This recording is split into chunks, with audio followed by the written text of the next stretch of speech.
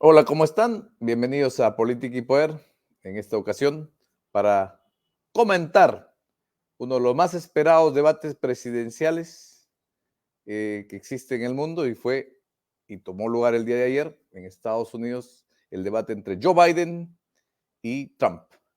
Un debate, dicho sea de paso, entre dos personalidades de edad avanzada, Trump de 78 años y Biden de 81 años, que creo ha dejado mucho que hablar, en toda la prensa internacional hoy se comenta, y queremos pues comentar con Julio las implicancias de este debate, resaltar algunas cosas del debate y ver y comentar lo que también puede implicar esto para América Latina y para el Perú en particular. Julio, bienvenido, ¿cómo estás? Hola, buenas noches. Un gusto estar contigo nuevamente.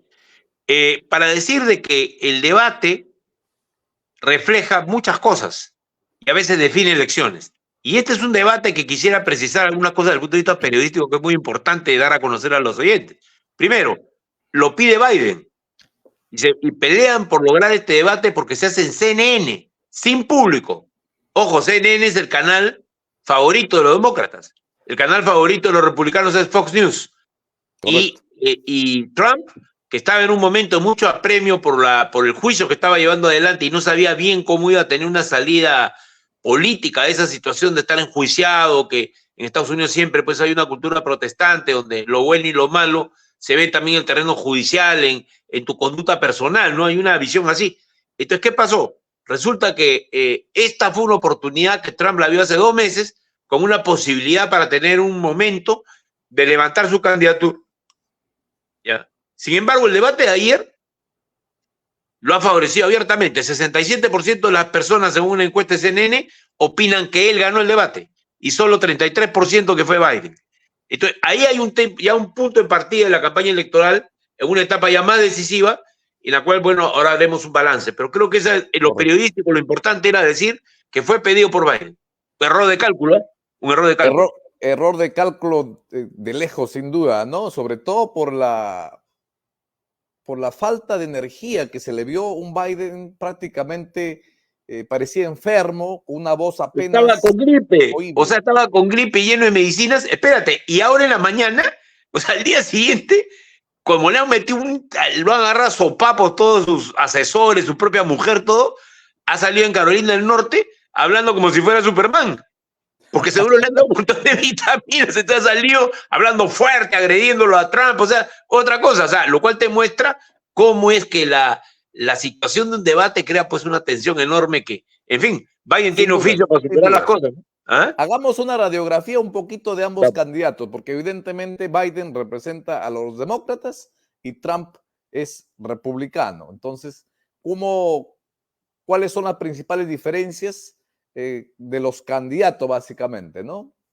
Me parece que de lo que yo veo es que evidentemente tenemos a un Trump mucho más, con políticas claramente mucho más fuertes contra el aborto, políticas fuertes en tema de seguridad nacional, proteccionismo básicamente, y un Trump que obviamente se le ve también de manera muy clara, mucho más energético, ¿no? Con mucha más energía.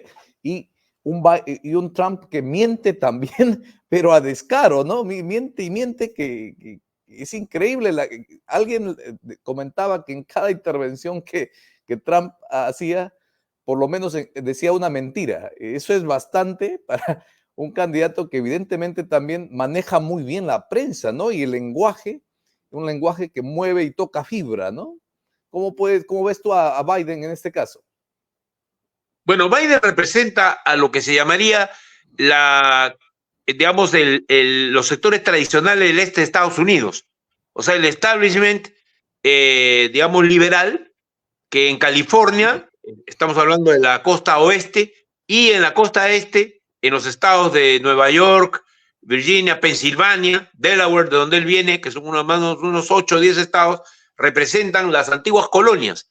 O sea, que son un sector en el cual hay una suerte de aristocracia norteamericana, industrial, ¿no? De donde vinieron los Kennedy, de esa parte de Estados Unidos. En cambio, Trump, que viene de Nueva York, que es el típico capitalista oportunista surgido del self-made man, o sea, el mito americano, o sea, el hombre que se hizo a sí mismo. viene de una familia de clase media baja, es un tipo que se abre campo en la industria, y esto lo marca. Es decir, Trump es un político oportunista y no es un político de larga data. Ojo, es un político cuya primera campaña la ganó hace ya 10, 12 años, pero no es un hombre que haya sido representante del Parlamento. No, él era un conductor de televisión, ¿no? Ahora, lo que tú mencionas, eso es lo curioso, ¿no?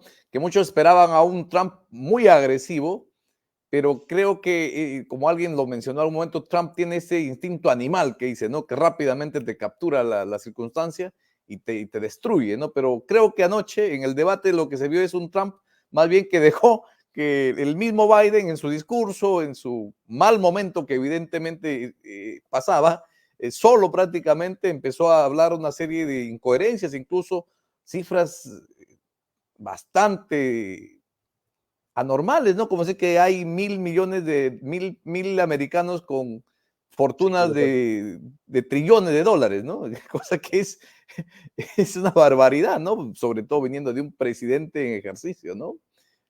Ahora, no sé cómo. Yo veo lo siguiente, creo que Trump no tiene contenido. Si tú ves su contenido programático, es atacarlo a Biden, ¿no? Criticar todo lo que él ha hecho, todo es malo, América tiene que recuperarse, América tiene que volver a ser lo que fue, la maravilla que fue bajo mi gobierno, y lo dice abiertamente. O sea, contrapone un mensaje ultra negativo a un mensaje positivo y le funciona para su electorado, ¿sí? Pero en segundo lugar, su contenido es básicamente agresivo con algunas propuestas que tienen que ver con migración, pero que no la define. ¿Cuál es la política migratoria de Trump? ¿Tú lo sabes? ¿Cuál es la política financiera de Trump? ¿Qué piensa hacer Trump frente a China? ¿Qué piensa hacer frente a Rusia? Y ahí es donde está el secreto del próximo gobierno de Trump. Porque Trump habla mucho, pero es un hombre también excesivamente pragmático. No hay que olvidar que era gran y es gran amigo de Putin. Algo inconcebible en términos de la política americana, por lo menos bajo el gobierno de Biden. Y en segundo lugar, es un tipo dispuesto a mandarse mudar de las guerras. Lo hizo en Siria. Dejó colgados a los rusos de la percha con el problema en Siria. Le pidió ayuda a Putin y después se fue con todos sus soldados y se quitó de ahí porque veía terrible la guerra en Siria como posibilidades para Estados Unidos, que tenía el problema de Afganistán, del cual no podía salir.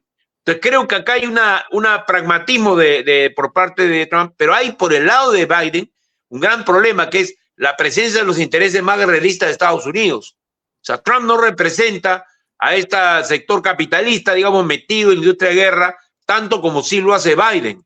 Y Biden, ojo, como los presidentes demócratas terminan metiendo, mucha gente cree que son progresistas, pero mira tú, han metido a Estados Unidos en las peores guerras. Ojo, no hay que olvidarse de ese tema, ¿no? Eso es un dato no menor, por supuesto, estimado Julio. Pero bueno, yendo allá al tema de campaña, tú eres un asesor político cuajadísimo en esta materia. Si fueses el asesor político de los demócratas, si yo fuera uno de ellos, definitivamente digo, hay que cambiar de caballo, nos guste o no. Yo sé que falta poco, pero evidentemente con Biden, perdón, en carrera, yo creo que Biden de Trump la tiene fácil. ¿Cuál sería tu estrategia? ¿Qué recomendarías? Estás hablando de un sistema no precario como el nuestro. Ojo, un cambio así es un cambio muy radical en un inicio de campaña. Además, hay una cosa que han dicho. La única persona a la cual le aceptaría semejante pedido Biden es a su mujer y a su hermana. Mira, precisamente ahí está la presión hoy, que su esposa, precisamente muchos medios y muchos demócratas importantes, hoy se han pronunciado pidiendo que dé un paso al costado y algunos de ellos pidiendo que su esposa intervenga para que le diga, oye, por favor, porque parece también que hay una ceguera política del círculo más interno, ¿no? Cosa que suele suceder con presidentes en función. No, Biden, ojo, no es así. Sí del círculo, pero no de Biden. Porque Biden se echaba un discurso de Carolina del Norte que te digo, donde él dijo, ya no camino como antes, ya no hablo como antes, pero lo que sí hago como siempre es defender a Estados Unidos frente a Trump. O sea, eso es lo que dijo. O sea, ¿me entiendes? O sea, reconoció todo el error en muy pocas frases y lo hizo brillantemente. O sea, es un hombre con recursos. Entonces, partamos del hecho de que primero va a ser medio difícil sacarlo de en medio, que sería de repente lo más aconsejable. Y creo que además hay ya signos entre los latinos y algunos sectores que lo han visto ya a Biden de manera muy, muy desgastada con lo que pasó ayer, que empiezan a hablar de Robert Kennedy, que es el candidato alternativo. O sea, las elecciones de Estados Unidos permiten que si hay un congreso del partido en el cual se deja entrar a los aspirantes que no están probablemente en los los grupos legales del partido, se puede hacer. Y se cambia el candidato presidencial por uno que está saliendo de fuera, pero que tiene posibilidades electorales mejores. Entonces, en este momento, no hay que olvidar que ya Biden ha recibido el apoyo de Obama. Imposible, entonces, que hay un retroceso, porque es el apoyo político más importante, ¿no? Estamos de acuerdo, Julio, pero eso era antes de lo que pasó anoche. Yo creo que anoche ha quedado clarísimo. No, hoy día Obama ha vuelto a hablar. Hoy día Obama ha vuelto a hablar, ¿eh? Lo ha respaldado. Entonces quiere decir que el aparato demócrata no está dispuesto al cambio.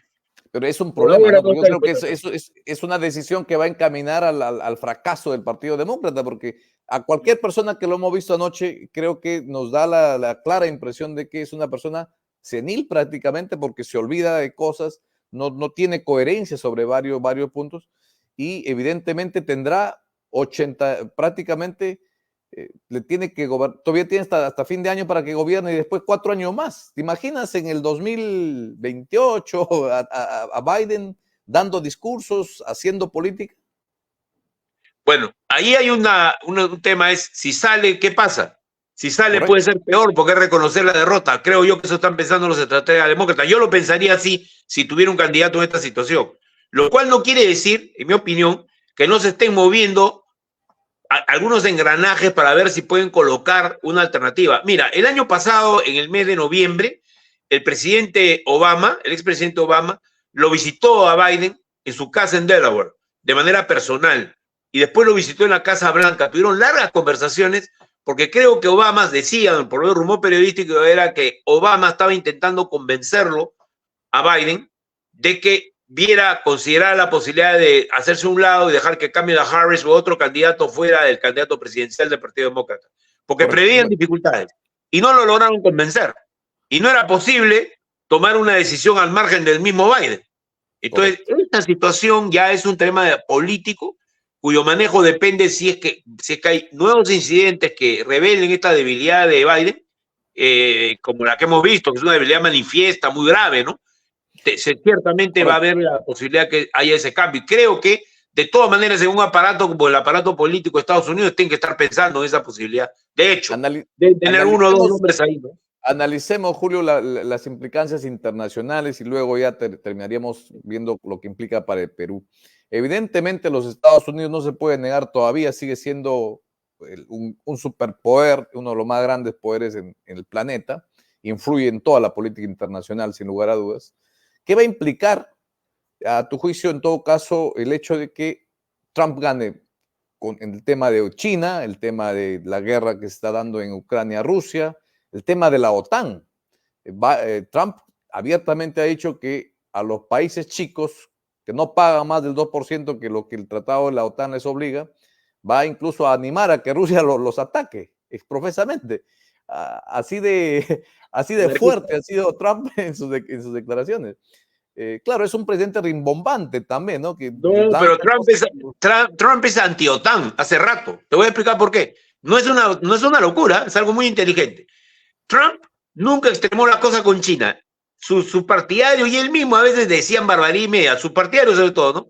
Contra China, el Partido Comunista, que es el que controla todo, le quisieron echar la culpa de la pandemia, etcétera. Pero Trump mantuvo ciertas formas, a pesar de toda lo locumeta que es, porque se dio cuenta del problema geoestratégico que significaba el echarle a China la culpa de la pandemia. Iba a crear una polarización que iba a tener altísimo costo político para el mundo. 1. 2. ¿Qué va a hacer Trump en Ucrania? Él ha dicho que antes de que sea puesto como presidente, una vez electo, una vez virtual presidente, ya lo tiene solucionado. O yo creo que es ¿Cuál es la solución? Es sacar la mano de Ucrania y dejar que la OTAN se quede ensartada con el problema, que es lo que saben hacer bien los gringos. O sea, ellos no se van a jugar porque ellos no están en territorio europeo. ¿Me dejo explicar? O sea, ellos no le van a disparar en sus casas ni nada. Entonces van a quitarse porque ellos ya lograron su meta. ¿Cuál es? Tener el control de la producción de gas y petróleo para abastecer Europa. Eso es lo que les interesaba.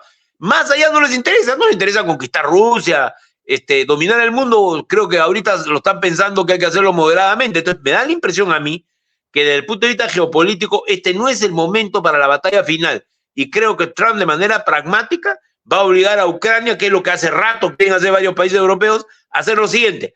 Hay 2 provincias que son Donetsk y no me acuerdo el nombre de la otra, que son las provincias Luhansk. Así es, que son de origen ruso, donde la gente habla ruso y que ya están rusificadas. Y esas provincias, si tú se las das a Putin con todo lo que ha perdido en esta guerra, definitivamente Putin lo toma encantado y firma un tratado de paz. Y no va a soltar Crimea, que es el puerto más importante. Ahí está la mayor discusión.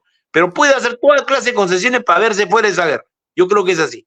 Y frente a China termino. En ese punto, si me permites, luego vamos, en ese punto yo creo que Estados Unidos en cierta parte no creo que sea tome totalmente esa línea, porque yo sí creo que Estados Unidos sí tiene todavía intereses fuertes en la OTAN, y creo que la guerra Ucrania-Rusia ha fortalecido la OTAN y los países están poniéndose al día con ese 2%, y creo que es conveniente para Estados Unidos tener esa alianza fuerte, porque precisamente eso le va a ayudar a Estados Unidos a negociar en mejores términos lo que realmente le interesa, que es el control y el control y el cuidado de Taiwán, sobre todo, y el mar, y las pretensiones que los chinos tienen en el sur de China. Eso es lo que yo creo. Ya, lo que pasa es que Trump es una persona que siempre ha sido crítico del costo de la OTAN. Y la militarización actual de la OTAN significa un dren de recursos económicos muy importante para hacer la guerra en Ucrania. Entonces, quizás Trump estaría dispuesto a una alianza más acotada, con menos países. No te olvides que ellos son 28 países los de la Unión Europea, y donde hay varios que son aliados de Trump, como el de Hungría, los conservadores, el de Turquía, que están en contra de la guerra. Entonces, ahí tiene que haber una componente interna en la OTAN, donde lo que Trump probablemente tendría que hacer es buscar bajar la intensidad de la guerra. No hay otro camino. ¿Por qué? Porque esa guerra compromete la seguridad de Turquía, por ejemplo, que está ahí en el Bósforo, está ahí en la entradita al Mediterráneo, y Crimea queda justo ahí, y por ahí salen las principales exportaciones de granos de Ucrania, que son las que alimentan al mundo. Entonces, hay una serie de consideraciones de ese tipo. Igual, Hungría es un pésimo negocio pelearse con Rusia, porque ellos tienen una frontera y una vinculación económica con Rusia, la Rusia de Putin, muy importante, porque ellos siguen recibiendo gas de allá. Entonces hay todo un tema acá de intereses diferentes. Yo creo que Estados Unidos logró su meta. ¿Cuál es? Ocupar el espacio de suministro de petróleo y de gas a Europa, que para ellos era clave, porque habían desarrollado una industria petrolera que estaba orientada hacia eso, ¿no? Ahora, en el tema del Medio Oriente, que también creo que es muy importante, y creo que ahí hay diferencias claras, yo estoy seguro que si gana Trump, el apoyo a Israel se va a redoblar incluso, ¿no? Porque creo que con Biden, por lo menos en las últimas semanas, ha habido una disminución en el apoyo hacia Israel, ¿no? Pero sabemos que Trump en este caso es muy pro Israel, y probablemente el conflicto quizás escale con Hezbollah, ¿no? Al norte, en los países del Líbano, y no disminuya más bien las tensiones. Mira, ¿Cómo ves Estados Unidos, Trump y el Medio Oriente? Mira, Estados Unidos tiene un gran problema con los BRICS, a los cuales no les hizo caso Biden, que es la unidad de China, ojo, Arabia Saudita, que trago ahí, Kuwait, no, perdón, Arabia Saudita, los Emiratos Árabes Unidos, o sea, Sudáfrica, que es inmenso. O sea, hay 8 potencias ahí, con tendencia a crecer.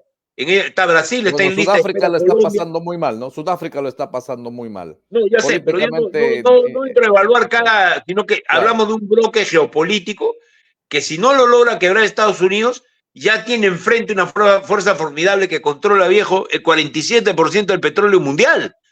Olvídate, que controla hasta la India también, y controla un enorme porcentaje de la población del mundo, mucho más que la de Estados Unidos. O sea, esa alianza que ha hecho China es la jugada estratégica más importante. Ahí está también Rusia, ¿sí? Entonces, ahí tienes tú, ¿quiénes están? Rusia, Arabia Saudí, los Emiratos Árabes Unidos, está China, o sea, está la mitad de la población del mundo, y buena parte del PBI mundial. Entonces, aquí hay un cambio que se ha ido produciendo en silencio al calor de la guerra con Ucrania, que es lo que va a encontrar Trump como un frente que además le va a hacer resistencia a Estados Unidos, protegiendo a China y protegiendo los intereses de estos países. Entonces, ahí hay un tema, a mi juicio, muy importante, que no se resuelve por el lado de la guerra, sino de la negociación. Finalmente, Julio, implicancias para Perú y Latinoamérica que gane Trump o Biden, ¿cómo lo ves? Bueno, Trump, tú sabes que está rodeado por los neoconservadores, que también están con Biden, ¿no? Pero con más influencia, y estuvieron a punto de meterse en una guerra para liberar Venezuela, ¿no? Tú recordabas esos comandos que se fueron para allá, etcétera, que crearon un tremendo escándalo sin mayores consecuencias, pero la impresión que que yo tengo es que Trump, no hay que olvidar que también tuvo a este presidente espurio, ¿cómo se llama?, de Venezuela. Hubo varios intentos ahí de cambiar la situación, Guaidó. ¿no? De Guaidó, claro, y no pudieron. O sea, este grupo neoconservador que está con él en relaciones exteriores hacia América Latina nunca ha tenido una gran victoria, pero sí hubo una cosa muy hábil, fue la relación con México, porque le mandó a unos aliados que tiene López Obrador, que es un hombre muy hábil políticamente, le mandó de emisarios a unos pastores evangélicos muy conservadores y hicieron un trato. Él dijo, mira, yo voy a ir a Estados Unidos cuando tú me digas que vaya, pero ahorita no voy a ni a declarar ni a decir nada en contra de tu gestión. Entonces, llevemos la procesión en paz y yo voy a allanarme a una política migratoria que tenemos que pactar. Así le dijo, contra que me firmen el Tratado de Libre Comercio. O sea, esa movida en el inicio del gobierno de López Obrador, porque compartió la cancha con Biden 3 años, eso ha sido muy importante y muestra el realismo que tiene también Trump, ¿no? Que más allá de sus palabras también tiene una sensación de qué cosa, y estás hablando de un Estado que tiene un manejo muy estratégico de la política internacional. Entonces, yo diría que va a tener que entenderse con Brasil, va a entenderse con México y con Argentina, que son los 3 más importantes. Y con los demás, habrá que ver qué cosas, lo que son intereses puntuales, los que van a querer manejar, ¿no? Yo no creo que él haga una política muy pro América Latina, pero tampoco con el problema de la guerra de Ucrania, que yo creo que van a tener que replegarse de esa guerra, se repliegan a la OTAN. O sea, mejor dicho, se repliegan ellos y la OTAN para mantener las manos libres y hacen que Ucrania empiece a funcionar como un protectorado de todos. O sea, no van a permitir que Rusia se quede con Ucrania, eso es definitivo. Pero eso les deja un flanco abierto a los norteamericanos en América Latina. Y creo que ahí hay ya desde hace 2 años una voluntad expresa para poder tener una relación con América Latina mucho más renovada y más fuerte desde el punto de vista comercial y económico, ¿no? Muy bien, pues Julio, como siempre un gusto conversar sobre estos temas.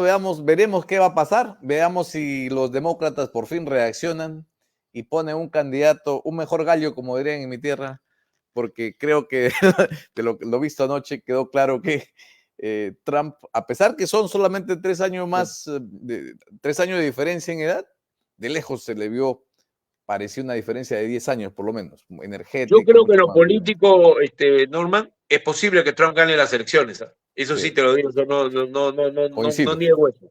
Es posible que gane, así como estamos, ¿no? Bueno, veremos qué pasa. Gracias, Julio. Ha sido un honor. Buenas noches. Un gusto, como siempre. Hasta pronto.